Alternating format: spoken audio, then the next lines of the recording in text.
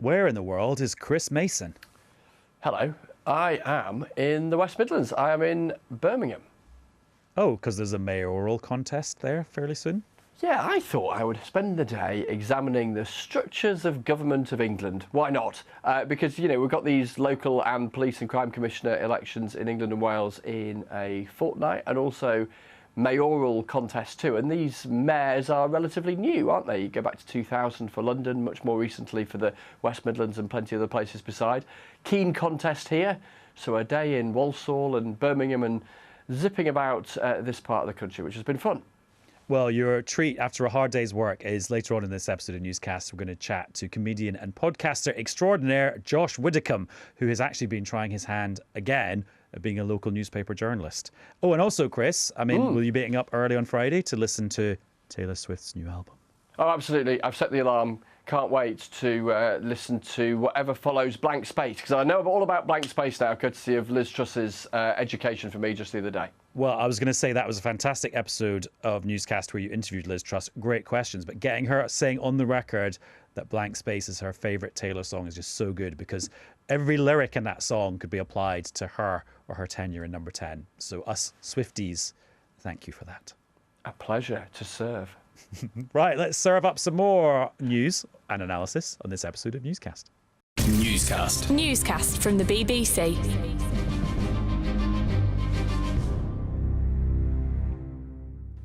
Hello, it's Adam in the studio. And it is Chris in Birmingham. And just so I don't get lonely in here, I'm joined by some friends of the podcast. Alva Ray is Associate Editor at Bloomberg. Hello, Alva. Hello, thank you for having me. And Nick Watt is Political Editor at Newsnight. Hello, Nick. Hello, Adam. This means we've got BBC One and BBC Two sewn up tonight.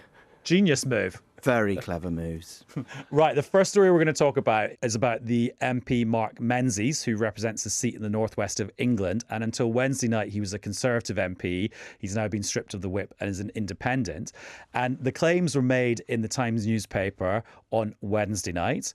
The newspaper is alleging that in the recent past, he made a phone call at 3:15 in the morning to his former campaign manager, who is 78 years old. And the allegation is that Mark Menzies said, "I am locked in a flat and I need £5,000 of money to be let out." And then the paper goes on to allege that that money was paid, but then it was reimbursed, the paper claims, using other funds that had been raised for political purposes. So that is what the Times newspaper alleged on Wednesday night. There have been some repercussions from those reports. What is difficult for the BBC is that we have approached Mark Menzies for a comment. He has not said anything to us, but he did speak to the Times newspaper on Wednesday when they were putting these allegations and claims to him. And Chris, Mark Menzies, strenuously denied them. Yeah, that's right. And you summarise neatly there, Adam, where we are. I think there's another expression we can sort of throw into the mix. I was working last night, Wednesday night, when the investigative journalistic powerhouse that is Billy Kember of the Times' piece appeared online. And a polite version of the words that tumbled from my lips would be, blimey. Just quite a series of things that the Times was able to report. Fast forward about an hour and a half from that article appearing online at 9:30, and the Conservatives publicly said that Mr Menzies was no longer in possession of the whip. In other words, was suspended from the parliamentary party, would sit as an independent MP whilst the party was working out what it was going to do, with the obvious question, which has been put to the Conservatives since, well, how come it was only at the point that this all became public that you decided to act in this way? And that's been one of numerous questions that have been heading in the direction of Conservatives throughout the day. Questions you've been asking, Nick. That's right. And you've got the Liberal Democrats and Labour saying that, nothing, as you say, has happened for 3 months. That Conservative Central Office, they knew all about this, weren't saying anything. And yet we had their various deputy chairmen writing letters to Greater Manchester Police saying, let's investigate in great detail Angela Rayner's tax affairs. What is going on?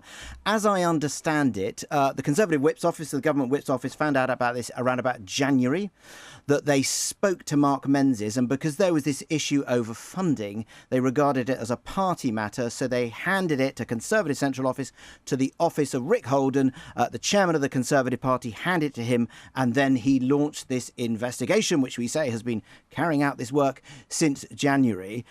We are told that the reason why he's been suspended as various trade envoys, voluntarily relinquishing the whip, but no longer has the whip, is that more information came into the public domain. And the great mystery was, what was the more information that came into the public domain? Well, it was the front page of the Times. And you talked about the Angela Rayner case, and people have got very strong feelings about that in all sorts of directions. But I suppose it's an example of, if you use a tool against your political opponents, like calling in the police to investigate something, you probably in politics shouldn't be surprised if your political opponents do it back at you.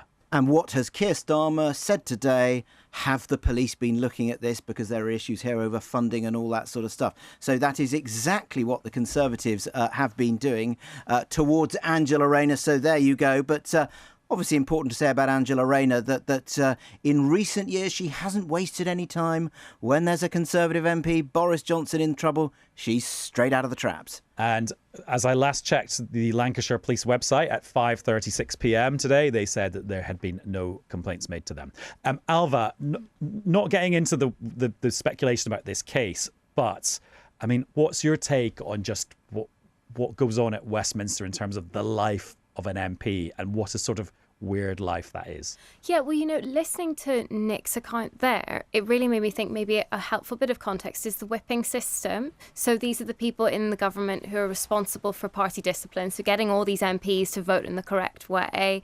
And what an odd system that really is.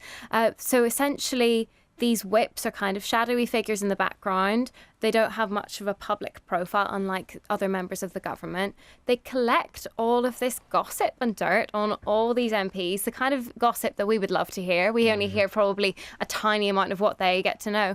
And then they essentially, on the one hand, they say that they're there for pastoral care, that they're there for support, and they're being an MP is a difficult job. They really understand it. They're able to make arrangements if an MP needs to nip home because their child is sick, and they can arrange a pairing arrangement. But then they also use the information that they have on these MPs to kind of cajole them into voting in the correct way. Oh, you should vote this way because we know this thing happened to you X years ago. And I mean, I think people say that it's not quite as murky as it used to be. There are plenty of TV shows that have kind of glorified this in the past, that people would say it's House not like of Cards, yes, being Exhibit A. Yes. So that's the kind of famous example that was all based around a chief whip and that kind of murky world of blackmail. I think people would say it's not quite that way these days, but it does mean that basically you have MPs doing a quite odd job anyway in a world with a lot of alcohol, far from home. A lot of them are often quite lonely. They're in the public eye. And then they're the people who are kind of becoming aware of things that could potentially be problematic or wrong, but who don't necessarily have much of an interest in making it public because they actually just want to make sure that the votes are going the right way. What I would say is, in recent decades, with the greatest respect to all these whips, the whip's office have been downgraded. Tony Blair never saw the point, thought it was a complete waste of time, wasn't interested.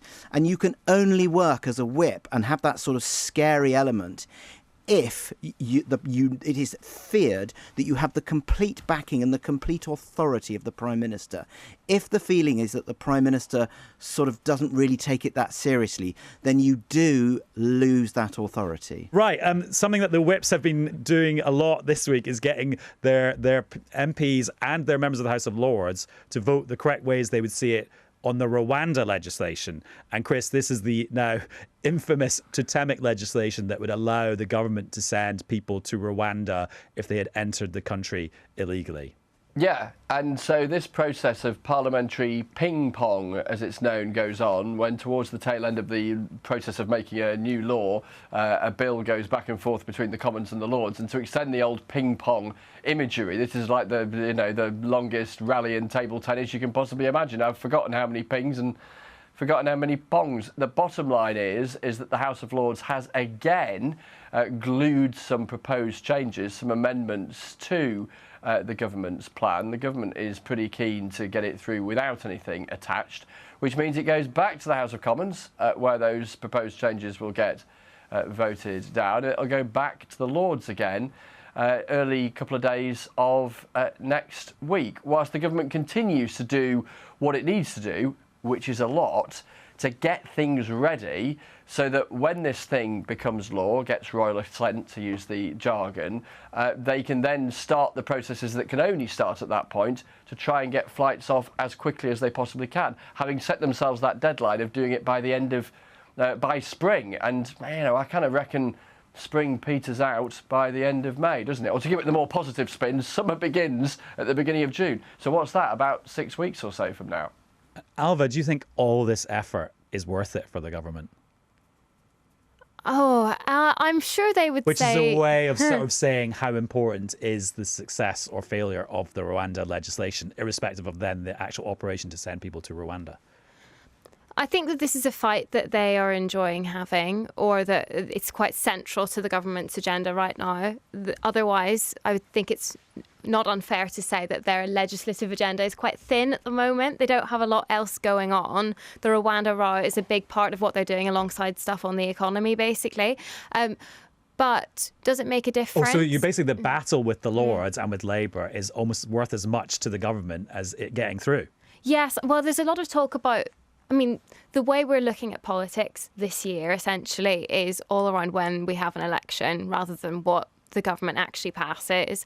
And so I think that in number 10, and then the Labour paranoia as well, is all about what's the best moment for the government around this. I think that they would kind of love a moment where they can say, oh, we've been blocked. The courts and woke Labour just won't let us do what we need to do to secure our borders. We have to take it to the country.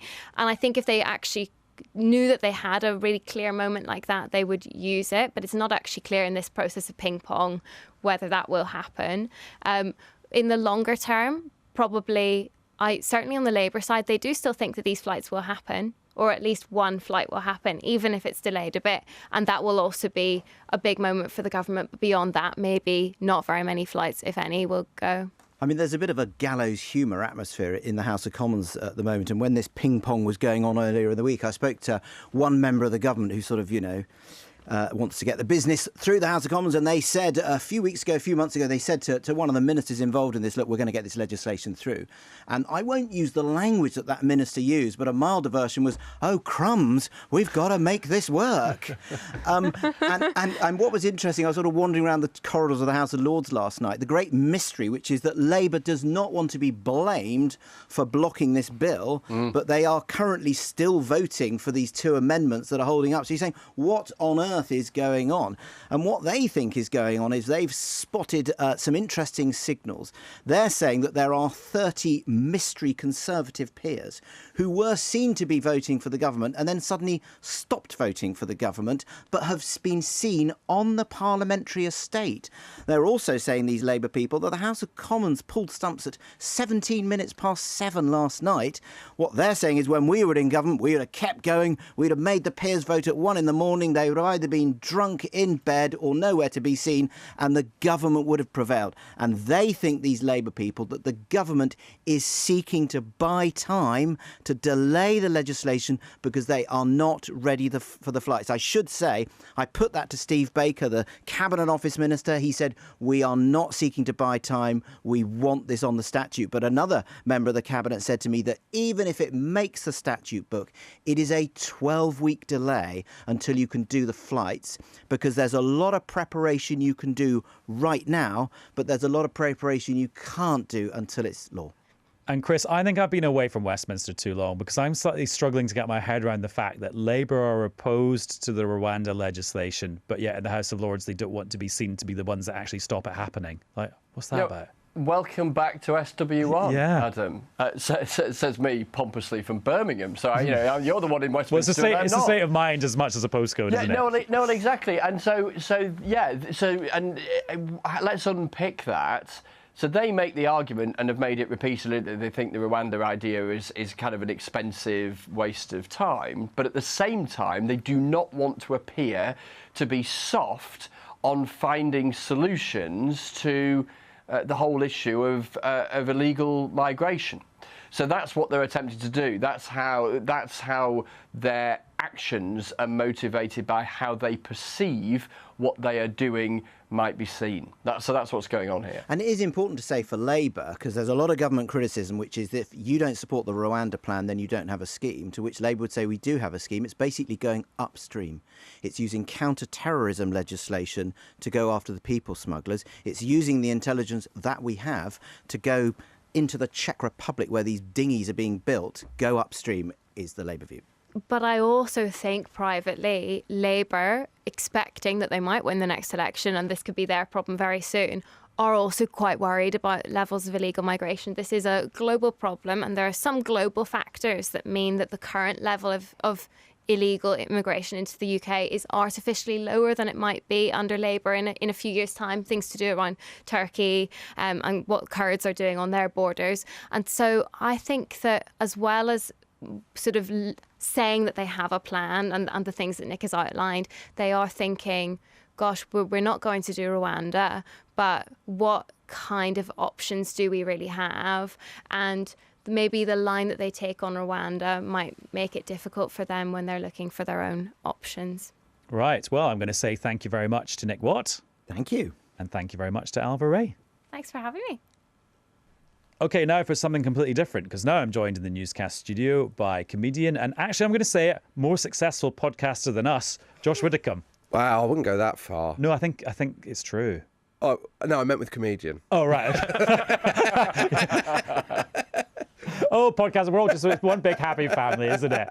No rivalry whatsoever. There's no I don't hate Alistair Campbell, whatever people say. I just think there's room for everyone. There is room for Even though we've only got 2 ears, there's room for more. Anyway, Exactly. The reason you're here is because there's a second series of your show on Sky called Hold the Front Page, where actually you're a journalist. Yes, so me and Nish Kumar are local journalists. But it's the kind of show, when they pitched it to me, I was like, how's that not happened before? Where it's like, we'd go and we'd work for local newspapers around the country, and this series for one episode in Benidorm, which is basically the country. It's basically this country if you've been there. With a bit of sunshine. I did a lot of Brexit coverage from Benidorm. I bet you love did. it there. Love it there. They hate Brexit. Well, do they now? They didn't necessarily at the time. Oh, right. Well, we weren't allowed to mention the B word. What stories did you do in Benidorm? What stories did we do in Benidorm? Oh, my word. Or do people just need to wait for the show? That's a good way of selling the show, isn't it? I'm helping You're you better out at here. promo Hang than on, I am. maybe I'm a better podcaster. Anyway, yeah, I was watching some clips from the first series this afternoon, and I've just remembered the one where you and Nish go to do the restaurant review, and it's a Michelin-starred restaurant. He gets drunk. You're sober because you're driving. It turns out that you're vegetarian and he hadn't told the restaurant. And then by the end, he's just scribbled down some random words in his pad. Yes, we're bad journalists. But the thing is, right, we're trying. That's the worst bit about it. In that, so we're actually trying our best. But I think we're doing a great duty to local journalism in that we're showing how difficult it is. Yeah. You know that thing they say where the 100 metres Olympic final, there's like this kind of truism that they should have a normal person from the street run next to people. So you get a sense of the achievement. So you get a sense of the speed. Yeah. We're doing that with local journalists, basically. How have you found the whole business then of having a crack at our trade? What sort of surprised you? What's proved difficult? What's proved difficult at a local level is, and I suppose you're doing, and it's the kind of same at a national level in the sense that you're doing this podcast now, you're going to be doing News at 10, you're going to be writing a blog for the website, etc., is that now you're not just a journalist, you're not just someone who turns up and files 300 words. You're a photographer, you're doing a live blog, you're doing a kind of a Facebook video, you're having to do all these things because local press is so tightly, the finances are so tight. Well, yeah, because Everyone's because in the last series you went to the Northern Irish newspaper that does lots of farming stories. Yeah. And they've got, 80 pages to fill on a Saturday, and there's 3 of them. Yeah, and it's run from the woman's spare room. The editor runs it from her own house, and this is a newspaper. Obviously, I love doing Newscast. It is an amazing job and an amazing That's not what you were podcast. saying beforehand. Shit, that's scurrilous gossip. That's not true. I'm strongly denying those claims, like some other people we've mentioned in this podcast tonight. But the thing I do miss, and actually there was a Brexit story appeared today, and I was back on the European Commission website reading a Brexit document. I was like, oh, I miss being an expert on a subject. Yeah. But then I thought, actually, my version of that now is that, okay, I do lots of different subjects, but everything is interesting if you start looking at it in depth and with an open mind. And I think, if you think about Liz Truss of this parish this week, Yeah. one of the defining moments of her prime ministerial reign, of her long prime ministerial reign, was when she decided to do a load of local radio interviews, and they absolutely, one after the other, destroyed her because they were across their brief. And I'm not, you don't know why she did that, but there's an element where you're going, did she think that's a softball option? That's an easy, I'll just do a few local radio interviews. That'll show. And these people know their stuff. They are absolute experts in the area. They know all the councillors. They've got all the numbers, all that kind of stuff. This isn't like a kind of, this isn't like the National League compared to the Premier League. These people are just a different type of brilliant journalist. Talking about Liz Truss and Chris's excellent interview with her, do you think you could do a good interview with Liz Truss, knowing what you know now about journalistic tools? Are we... I mean, Nish definitely couldn't, because you saw what happened when he tried to dissect Boris Johnson. He said that swearing at him, which is kind of not what you do, not the done. I'd say Nish wouldn't keep his head. I'd say if you had to put one of us in a room with Liz Truss, I think I'd do better. I'm too desperate to be liked. So I did an interview. Well, I'm a comedian, right? Yeah, true. But I did an interview in the first series. We were working for The Scotsman. I interviewed Ruth Davidson. And the problem with interviewing politicians is they know a hell of a lot more about politics than you. So I've got no follow-up questions. Because if they say something, you guys... But that's so interesting, because actually I used to think like that when I started out, and it's quite scary because you're like this. But then you're not meant to know everything, because your job is to elicit stuff from the person who does know stuff. Right. So actually, you don't need to know every statistic about the entire government to hold someone to account. I wish you told me this 2 series ago. And actually, you were on to promote the first one, so I did have the opportunity, so I apologise for that. It's funny though, isn't it? It took me ages to realise that the biggest questions you could ask as follow-ups were the short ones. How? Why? Right. By when? That kind of stuff. And suddenly you're onto something. I'm learning the Well, hopefully there'll be a third series. Series 3, I'm going to be pulling people you might be over quite the adequate poles. by then. People are going to be worried when we turn up in their parish. I think there's more similarities between the last leg and what me and Chris do than people might assume, because it is just we're working with the same raw material and we're just being kind of ourselves chatting about it. Totally. I think... You do it with more viewers, but... I don't know. TV's dying. Podcast is the coming form. I'd say, I'd say that there's definitely, and I think what happens there is I think podcasts have genuinely influenced the way television shows are made. I agree. And I think they're a lot more discursive. I think 2 things happened to the last leg that have made it less gag, and more discursive. One was, I think podcasts just change. People want longer form interviews. People want people to actually talk about stuff. Yeah. And I think the other thing is we had to do it without an audience for 18 months or something because of COVID. And when you're doing that, it turns into more of a conversation. I think that's actually, I think podcasts have had a brilliant effect on things because people want to hear genuine content rather than just maybe one pre-rehearsed point or one pre-rehearsed joke or one pre-rehearsed anecdote. I reckon that's the key word, I reckon, in all of that is conversation. People want good conversation, don't they? Of course we do. We want it when we're in the pub, we want it when we're in a cafe, and you want it when you're watching the telly or a podcast or whatever, and that can include humour, of course it can, as well as, I don't know, more serious stuff or profound stuff or sad stuff or whatever, wherever the conversation authentically goes. I totally agree. I think that's, people... There's not occasionally, there is often a thing levelled at podcast, which is like, it's just people chatting. But that's why the strength of it is that it's totally real. You get more out of people when you interview them on a podcast than you ever. I don't know whether you found that on this, but certainly, totally.